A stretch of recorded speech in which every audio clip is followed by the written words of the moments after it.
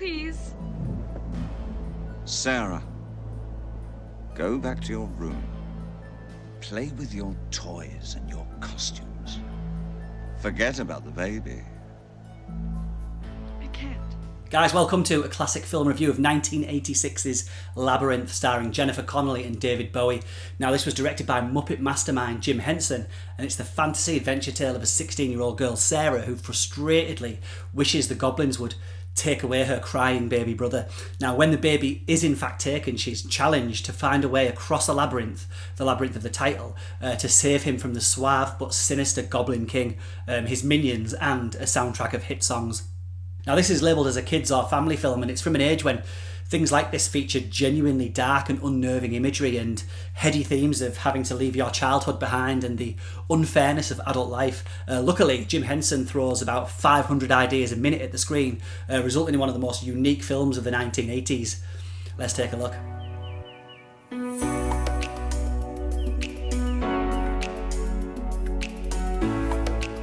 So if I told you that a film where 80% of the cast are puppets, led by a musical king who delivers several foot-tapping numbers, was actually a dark coming-of-age tale where an initially selfish young girl, constantly daydreaming, has to learn some harsh lessons about looking beyond her own childish interests, all the while avoiding the advances of said king dressed up in some definitely not family-friendly tights, then you'd know I was talking about this 1986 cult classic that in the last almost 40 years has become a home video sensation. For my will is as strong as yours. And my Stop. Wait. Look, Sarah. Look what I'm offering you. So here we have Jennifer Connelly playing Sarah, a young girl who has to take care of her baby brother Toby when her obviously wicked stepmother and father go on a night out, and after much crying and screaming, Sarah wishes for Toby to be taken away by the goblins, and to her shock, this actually happens. I wish the goblins would come and take you away. Right now.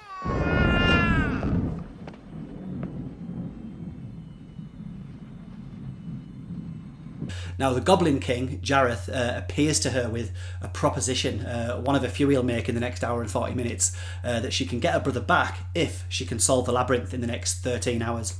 Now, Sarah sets off bumping into a variety of helpful and not so helpful characters along the way, including an untrustworthy dwarf named Hoggle, a gentle giant named Ludo, and a brave fox warrior named Sedidimus. Yeah, of course, it's all absolutely bonkers and has a make-it-up-as-you-go-along narrative for the most part. But this is truly a lost form of filmmaking, the kind that 1990s CGI boom robbed from us. I know the sets do look like sets here, and you may spot a wire or two on some of the puppets, and the matte painting backgrounds aren't fooling anyone, but this is all fantasy, so who cares?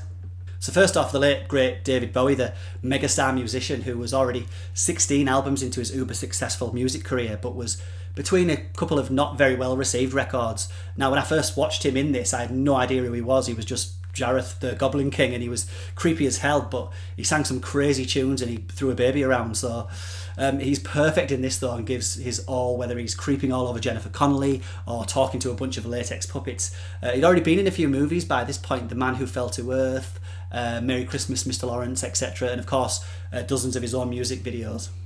You cowered before me. I was frightening. I have reordered time. I have turned the world upside down. And I have done it all for you.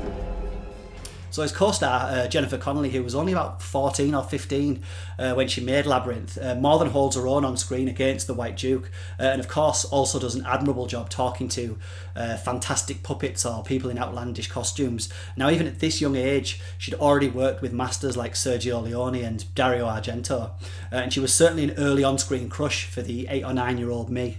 Now, for me personally, this always existed in that realm of family-friendly horror almost. Think films like 1985's spine-chilling gothic horror Return to Oz, or 1984's rip your heart out and stamp it all over the place never-ending story.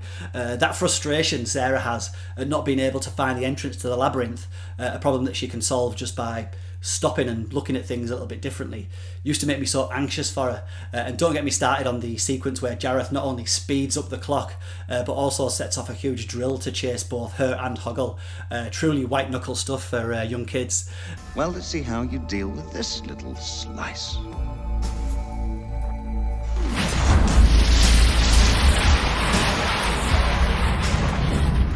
No, the cleaner! There's also the junkyard sequence towards the end that would spoil the film if I explained it too much here, but suffice to say it always gave me chills. Now, like I mentioned, the film is almost educational in its subtle attempts to teach Sarah some life lessons. I'm sure every young child or even early teen has experienced the whole life isn't fair spectrum of emotions. Then how about upping the stakes? It's not fair. You say that so often. I wonder what your basis for comparison is. Here, via the means of being betrayed by cowardly dwarves, tricked by the ever-changing landscape, or even chased around parties by a masked and clearly horny Goblin King, she has to learn to make peace with her world and accept the responsibilities of growing up. Now, Labyrinth does have a bit of a balancing act to do. It's an adventure story, a quest for something with lessons learned along the way, which is the basis for much of storytelling, in all honesty. And this is clearly an 80s update of The Wizard of Oz. Here, if you're paying attention, you'll see characters from the movie scattered around Sarah's room at the beginning of the film, and it's also a musical. There's a handful of David Bowie musical numbers here that range from the zany magic dance to the quite devastating final track, Within You. Dizzyingly performed, by the way, in Jareth's final challenge, the MC Escher style staircase maze, inspired by the artist's famous work, Relativity. I move the stars for no one. Now, that balance isn't always achieved, certainly in the pacing, as there's a bit of a sag before the final act, and I've certainly cut out the head-swapping Fire Devil number because it stops the film pretty much dead and is a step too far for the visual effects of the time.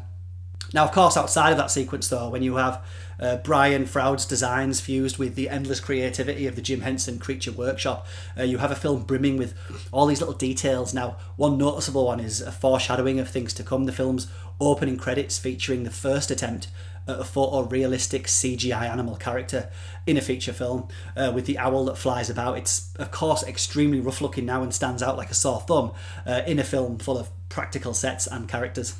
Now, Labyrinth might not be for everyone.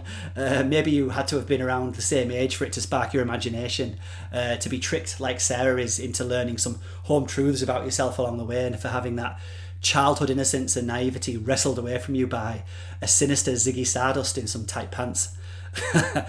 Go check it out. Never go that way. Oh, thanks. If she'd have kept on going down that way, she'd have gone straight to that castle.